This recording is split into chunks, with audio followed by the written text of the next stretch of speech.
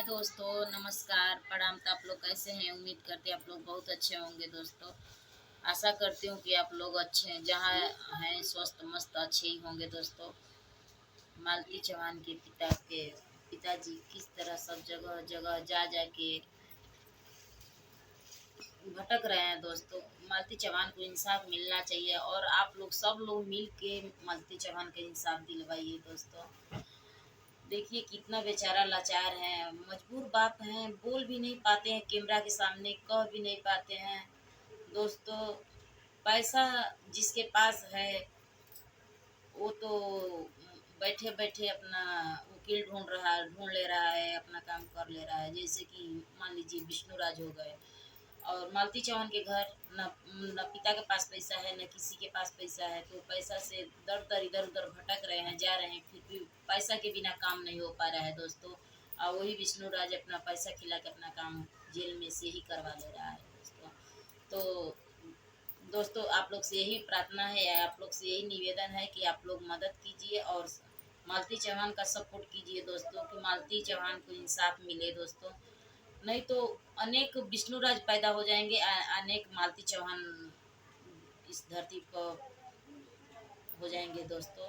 यही मैं कहना चाहती हूँ दोस्तों। ममता चौहान का हाल जो हुआ कि गोरखपुरिया भौजी ने आवाज़ उठाया था, उनकी आवाज़ों को दबा दिया गया, वही देखकर विष्णुराज का मन बढ़ गया कि ममता चौहान तो मर गई तो कुछ नहीं हुआ।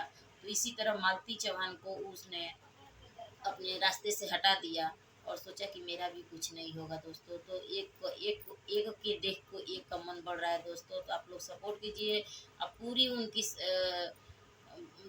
जी जान लगा के उनको मालती चौहान को इंसाफ दिलाइए दोस्तों।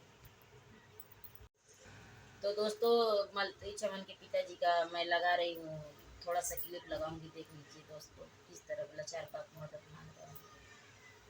एक नाम अर्जुन और एक नाम राधिका, इन तीनों का जो नाम है पूरे तरीके से इतना ज्यादा, जैसे जब मालती अपने यहाँ अपने मायके में थी, मालती की कॉल रिकॉर्डिंग को वायरल करना, अर्जुन उसे शादी कर लेता है, तो आपको कहाँ तक लगता है कि अगर इनके ऊपर अगर कोई धाराएं होती है, कहाँ तक इनको सजा मिल सकती है?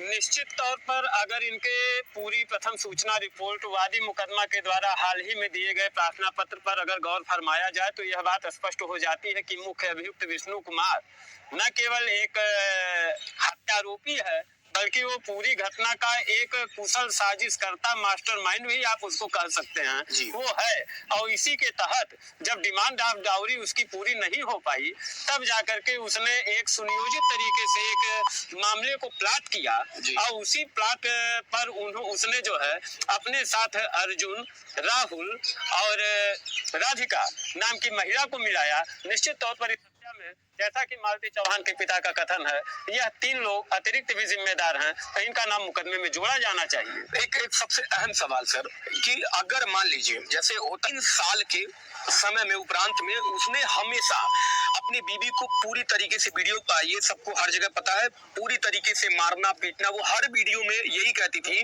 कि अगर मुझे मेरे पति मुझे लाए हैं मुझे मारने के लिए, या फिर मेरे साथ दुर्व्यवहार किया जा रहा है, और मेरे साथ मतलब हर समय कभी उनकी आंख टूटी रहती थी, कभी हाथ में चोट लग रहे थे।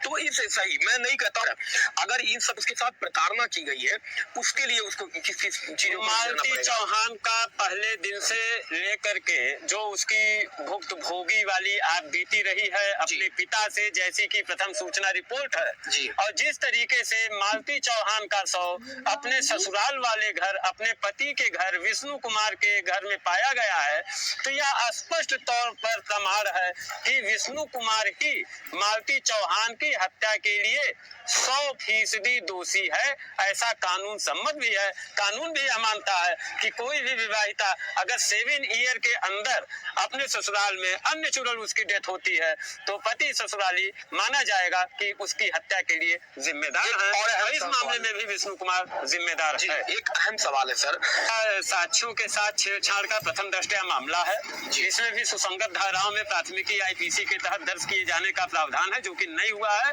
यह अफसोसजनक बात है, जो कि प्रथम दृष्टया सामान्य आदमी भी, सामान्य कानून की जानकारी रखने वाले व्यक्ति को भी पता है कि यह होना चाहिए। बड़े ही आश्चर्य का विषय है कि मालती चौहान जैसे प्रकरण में पुलिस ने यह कार्रवाई नहीं की। अगर मालती चौहान जैसे प्रकरण में इस प्रकार की कार्रवाई पुलिस के द्वारा नहीं लाई जाती है, अमल में नहीं लाई जाती है, तो सामान्य प्रकरण में पुलिस कितनी गंभीरता से जांच अन्वेषण करती होगी, ये सोचने का विषय है। एक पिता की आंसू में इतना आंसू, आपको कहां तक लगता है कि इनको न्याय के लिए ये दर जिस तरीके से भटक रहे हैं, आपको लगता है न्यायालय और आप इनकी कहां तक मदद कर रहे हैं? इनके आंसू को देख करके ऐसा नहीं लगता मालती चौहान के पिता के आंसू बेकार नहीं जाएंगे और इनको न्याय दिलाने के लिए हर मुमकिन कोशिश की जाएगी।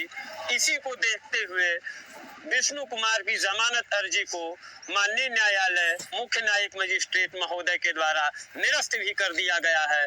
आगे वह जब प्रार्थना पत्र देगा, निश्चित तौर पर उसकी आपत्ति की जाएगी और मालती चौहान के हत्यारों को कठोरतम दंड दिलाए जाने के लिए पूरी प्रयास अच्छा, आपके कहने का मतलब है कि विष्णु बेल के लिए एप्लीकेशन डाल रहे हैं? विष्णु ने बेल के लिए अप्लाई किया हुआ था, जो कि सीजीएम कोर्ट के द्वारा निरस्त कर दी गई।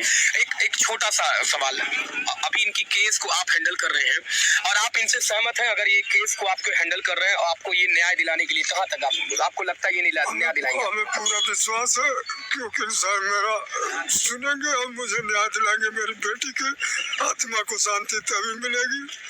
मैं अब इन्हीं के ऊपर सब चलिए, आपका बहुत बहुत धन्यवाद सर।